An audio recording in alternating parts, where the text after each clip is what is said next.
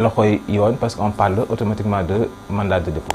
Effectivement, Samba ni ko waxee, c'est en fait ce qui retient les attentions aujourd'hui, ce lundi même, donc 31 juillet, muy bés bi nga xam ne ci la war a donc janoo ak le doyen des juges. Maham Diallo qui a hérité quand même du dossier.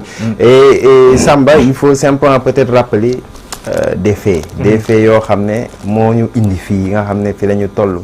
Il faut se rappeler depuis le 15 juillet coïncidant avec l'anniversaire de l'opposant même Ousmane Sonko ci boppam dafa defoon sortie parce que le 15 boobu le parti Pastef donc voulait investir Ousmane Sonko ce jour, mais après gis nañ li ci xew donc avec les interdictions yi nga xam ne les autorités donc génnoon nañ ko, les préfets, sous-préfets et même gouverneurs génne nañ ko, interdiroon toute activité donc politique au niveau du département de Dakar.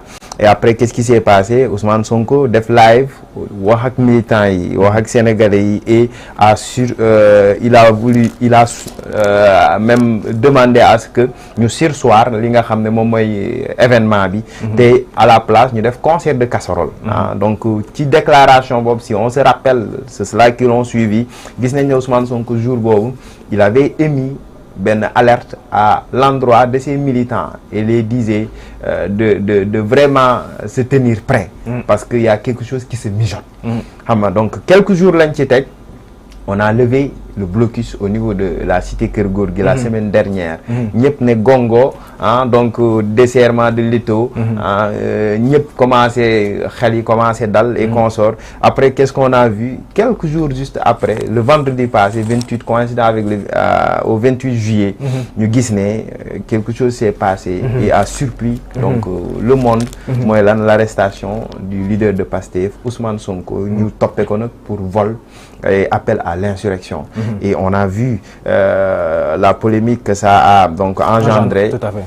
ñi ñi xëccoo ci lu waral ñu jàpp ko, les questions commençaient à se poser et les gens commençaient à se clarifier du moment que ne procureur dafa def communiqué ce vendredi là pour wax les raisons pour lesquelles le leader de Pastef a été interpellé. Donc il a donc notamment parlé de vol avec violence, donc opéré sur une femme gendarme, et après expliquer contexte yi affaire bi arrivé. Qu'est-ce qui s'est passé après? Ousmane Sonko est amené à la BAC bi nga doon expliquer léegi. Maintenant il devait faire face au doyen des juges, mais après on a reporté le face à face du moment que dégg nañ avocat yi bi ñu defee leur sorte ñu ne ñoom seen wàllu bopp lañ poussé à ce que ñu demande report bi, ñoom ñu ne non duñ dugg ci wàllu demande report parce que comme gars yi arrêté nañ ba pare, c'est à eux de prendre leur responsabilité.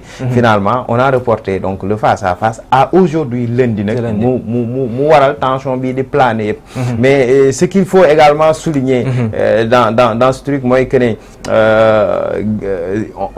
on a un petit peu vu benn tiraillement entre le régime et donc des partisans de Pastef par rapport à ça. Mais au-delà même dañ gis un tiraillement entre les autorités judiciaires ak en quelque sorte les ñi nga xam ne ñoom ñooy jàppal tànk Ousmane Sonko. On peut citer les avocats et consorts, parce que boo xoolee ci week-end bi ce qui a permis de constater ce mouvement mooy que les déclarations par presse interposées, procureur yi njëkk génn ñëw toog wax réellement les motivations de cette arrestation, mais au-delà mu annoncé que ne y avait précédemment un dossier qui avait été contacté contre le leader de Pastef. Donc dañ ñëw rek yokk charge yi, Moustapha l'a dit tout à l'heure ci revue de presse am par rapport ak charge yi nga xam ne tegaat nañ ko ci kawam, au-delà de ce vol avec violence ak li nga xam ne moom mooy appel à l'insurrection. Donc am na yeneen charge yoo xam ne dañ ko